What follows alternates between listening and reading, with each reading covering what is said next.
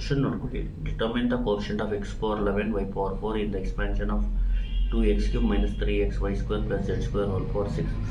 ಇನ್ನು ಯಾವ ಥರ ಮಾಡಬೇಕಂದ್ರೆ by multinomial theorem the general term in the expansion of 2x³ minus 3xy² plus z² whole power 6 is ಅಂತ ಬರೆದು ಇಲ್ಲಿ ನೋಡಿ ಎಷ್ಟು ಟರ್ಮ್ ಇದೆ, 3 ಟರ್ಮ್ ಇದೆ, ಅದಕ್ಕೆ ಮಲ್ಟಿನಾಮಿಯಲ್ ಥಿಯರಮ್ ಯೂಸ್ ಮಾಡಬೇಕು. ಜನರಲ್ ಟರ್ಮ್ಗೆ ಯಾವ ಥರ ಬರೆಯೋದಂದರೆ ಜನರಲ್ ಟರ್ಮ್ನ ಫಸ್ಟು ಈ ಎನ್ನ ಬರ್ಕೋಬೇಕಂದ್ರೆ 6 ಬರ್ಕೋಬೇಕು. ಇಲ್ಲಿ ಎಷ್ಟು ಟರ್ಮ್ ಇದೆ, 3 ಟರ್ಮ್ಸ್ ಇದೆ, n1 n2 n3 ಅಂತ ಬರೆದು ಈ ಥರ ಬ್ರ್ಯಾಕೆಟ್ ಹಾಕ್ಕೋಬೇಕು. ಆಮೇಲೆ 2x³ ಹೋಲ್ ಪವರ್ n1 ಅಂತ ಬರ್ಕೋಬೇಕು. ಸೆಕೆಂಡ್ ಟರ್ಮ್ಗೆ n2 ಹಾಕ್ಕೋಬೇಕು, ಮೈನಸ್ 3xy² ಪವರ್ n2. ಆಮೇಲೆ z² ಪವರ್ n3 ಹಾಕ್ಕೋಬೇಕು. ಇದೇನಾಗುತ್ತೆ 6 n1 n2 n3 ಆಗುತ್ತೆ. ಇದು 2 ಪವರ್ n1 ಆಗುತ್ತೆ, x ಪವರ್ 3 ಇಂಟು n1 ಆಗುತ್ತೆ, ಮೈನಸ್ 3 ಪವರ್ n2 ಆಗುತ್ತೆ, x ಪವರ್ n2 ಆಗುತ್ತೆ, y ಪವರ್ 2 n2 ಆಗುತ್ತೆ, ಇಷ್ಟು z ಪವರ್ 2 n3 ಆಗುತ್ತೆ. ಆಮೇಲೆ x2 ಪವರ್ ನೋಡಿ 6 n1 n2 n3 ಅಂತ ಬರೆದು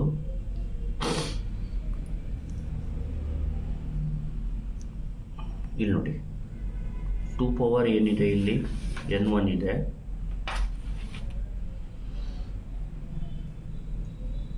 ಟು ಪವರ್ n1 ಬರ್ಕೊಬಿಡಿ, ಮೈನಸ್ 3 ಪವರ್ n2 ಬರ್ಕೊಳ್ಳಿ. ಆಮೇಲೆ x ಪವರ್ 3n1 ಪ್ಲಸ್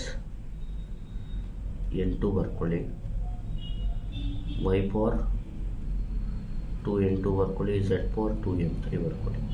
ಈಗ ನೋಡಿ ಕೋಎಫಿಷಿಯಂಟ್ ಆಫ್ ಬೇಕಾಗಿರೋದು ನಮಗೆ ಈಗ x ಪವರ್ 11 y ಪವರ್ 4 ಬೇಕಾಗಿರೋದು. ಇಲ್ಲಿ ರಫ್ ವರ್ಕ್ ಮಾಡೋಣ.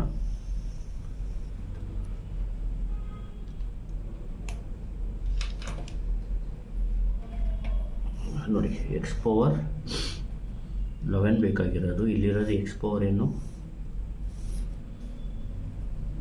3n1 ಪ್ಲಸ್ n2, ಅಂದರೆ ಬೇಸ್ ಸೇಮ್ ಇದ್ರೆ ಇದು ಸೇಮ್ ಇದೆ, ಇದು ಈಕ್ವಲ್ ಆಗುತ್ತೆ, ಅಂದರೆ 3n1 plus n2 is equal to 11. ಈಗ y ಪವರ್ 2n2 ಇದೆ, ಇಲ್ಲಿ ಬೇಕಾಗಿರೋದೇನು y ಪವರ್ 4 ಬೇಕು, ಅಂದರೆ y power 4 is equal to y power 2n2, ಅಂದರೆ ಇಂಪ್ಲೈಸ್ 2n2, ಇದು ರಫ್ ವರ್ಕು ಬರೆಯೋಕ್ಕೆ ಹೋಗ್ಬಿಡಿ, is equal to 4 n2 is equal to 2. ಈಗ ನೋಡಿ n2 2 ಆದರೆ ಇಲ್ಲಿ 2 ಹಾಕಿದ್ರೆ 3n1 plus 2 is equal to 11, 3n1 11 minus 2 is 9, n1 is equal to 3. ಈಗ ನೋಡಿ ಇಲ್ಲಿ ಏನು ಗೊತ್ತಾಗುತ್ತೆ ಅಂದರೆ x ಪವರ್ 11 ಮತ್ತು y ಪವರ್ 4 ಯಾವ ಥರ ಸಿಗುತ್ತೆ ಅಂದರೆ n1 ಜಾಗದಲ್ಲಿ 3 ಹಾಕಬೇಕು ಮತ್ತು n2 ಜಾಗದಲ್ಲಿ 2 ಹಾಕಬೇಕು. ನೋಡಿ for to obtain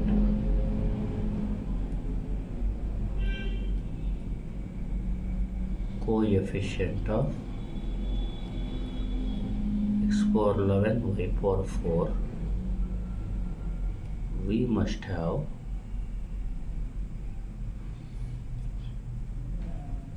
three n1 plus n2 is equal to 11 and 2n2 is equal to 4 ಈ ಥರ ಬರ್ಕೊಳ್ಳಿ. ಆಮೇಲೆ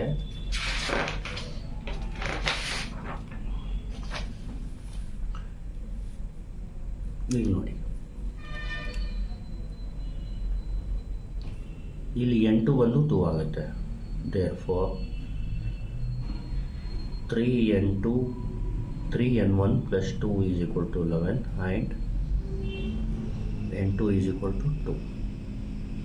therefore ಈಗ ನೋಡಿ n1 11 minus 2 9 by 3 ಅಂದರೆ 3, n1 3 and n2 2 ಬೇಕು. ಅರ್ಥ ಆಗ್ತಿದೆಯಾ? ಈಗೇನು ಬರೀರಿ now for n1 is equal to 3, n2 is equal to 2. ಈಗ n1 n2 ಸಿಕ್ತು, ಆದರೆ ಈಗ n3 ಬೇಕು. n3ಗೆ ನೋಡಿ ಇಲ್ಲಿ z ಪವರ್ ಇಲ್ಲ, ಅಲ್ಲಿ ಫೈಂಡ್ ಮಾಡೋಕ್ಕೆ ಈಗೇನು ಮಾಡಬೇಕು, n3ನ ಯಾವ ಥರ ಫೈಂಡ್ ಮಾಡಬೇಕಂದ್ರೆ ನಾಲ್ಕ ಇಟ್ಕೊಳ್ಳಿ. n3 ಅಂದರೆ n3 ಅಂದರೆ ನಾಲ್ಕ ಇಟ್ಕೊಳ್ಳಿ, ಟೋಟಲ್ ಸೇರಿದ್ರೆ 6 ಬರಬೇಕು. n1 plus we must have n1 plus n2 plus n3 is equal to 6. ಈಗ n3 ಅಂದರೆ 6 minus n1 minus n2, that is 6 minus n1 minus n2, 6 minus 3 minus 2 ಅಂದರೆ 1 ಆಗುತ್ತೆ. ಅರ್ಥ ಆಗ್ತಿದೆಯಾ? therefore for n1 is equal to 3 and n2 is equal to and n3 6 minus n1 minus n2 equal to 1, then general term will become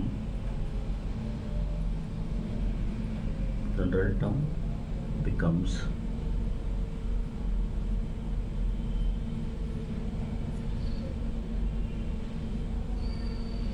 ಇಲ್ಲಿ the general term becomes ಅಂತ ಬರ್ಕೊಳ್ಳಿ ಸಾಕು. for n1 is equal to 3, n2 is equal to n3 is equal to 1, the general term becomes, ಇಲ್ಲಿ ಹಾಕಿ 6 n1 ಜಾಗದಲ್ಲಿ 3 ಹಾಕಿ, n2 ಜಾಗದಲ್ಲಿ 2 ಹಾಕಿ, n3 ಜಾಗದಲ್ಲಿ 1 ಹಾಕಿ, 2 power ಇದು n1, 2 power n1 ಅಂದರೆ 2 power 3 minus 3 power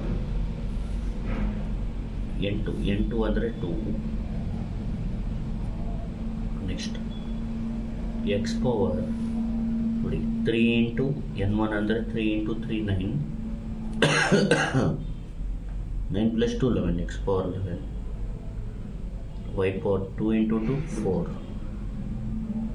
Z power 2 into n1 n3 ಜಾಗದಲ್ಲಿ ಬಂದು ಇಲ್ಲೇನಿಲ್ಲ, n1 n2 n3ನ substitute ಮಾಡಿ, n1 ಎಲ್ಲಿರುತ್ತೆ ಅಲ್ಲಿ 3 ಹಾಕಿ, n2 ಎಲ್ಲಿರುತ್ತೆ ಅಲ್ಲಿ 2 ಹಾಕಿ, n3 ಎಲ್ಲಿರುತ್ತೆ ಅಲ್ಲಿ 1.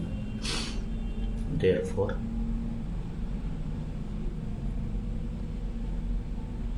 the coefficient of ಇಲ್ಲಿ ನೋಡಿ, ಸಾರಿ 2 ಇಂಟು 1 ಅಂದರೆ 2,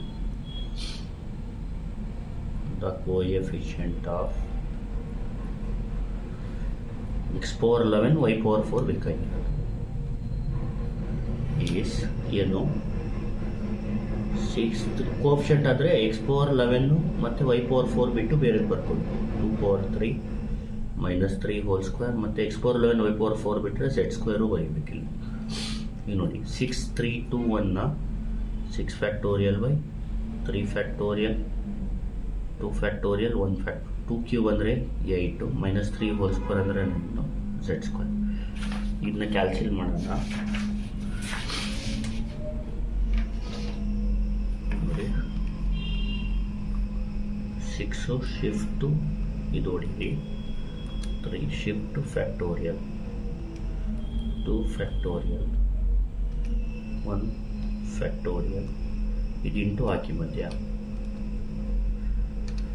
ಇಂಟು ಹಾಕಲಿಲ್ಲ ಅಂದರೆ ಎರಡು ಬರುತ್ತೆ, ಆಮೇಲೆ ಇಂಟು 8 ಇಂಟು 9 4320 ಝೆಡ್ ಸ್ಕ್ವೇರ್, ಇದೇ ಫೈನಲ್ ಆನ್ಸರ್. ಈಗ ನೋಡಿ ಇನ್ನೊಂದು ಸರಿ ಹೇಳ್ಕೊಡ್ತೀನಿ. By multinomial theorem. ಯಾಕೆ ಮಲ್ಟಿನಾಮಿಯಲ್ ಥಿಯರಮ್ ಯೂಸ್ ಮಾಡಬೇಕಂದ್ರೆ ಇಲ್ಲಿ 3 ಟರ್ಮ್ ಇದೆ, ಅದಕ್ಕೆ 2 ಟರ್ಮ್ಸ್ ಇದ್ದರೆ ಬೈನಾಮಿಯಲ್ ಥಿಯರಮ್ ಯೂಸ್ ಮಾಡಬೇಕು.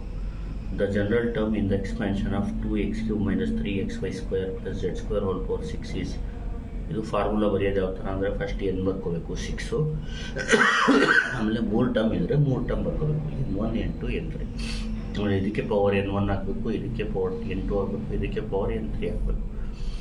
6 n1 n2 n3, 2 power n1 x power 3 n1 minus 3 power n2 x power n2 y power 2 n2 z power 2 n3 ಆಗುತ್ತೆ. ಈಗ 6 n1 n2 n3, 2 power n1 minus 3 power n2 ಬರ್ಕೊಳ್ಳಿ, base same ಇದೆ, power add ಮಾಡಿ 3 n1 plus n2, ಆಮೇಲೆ y power 2 n2 z power 2 n3.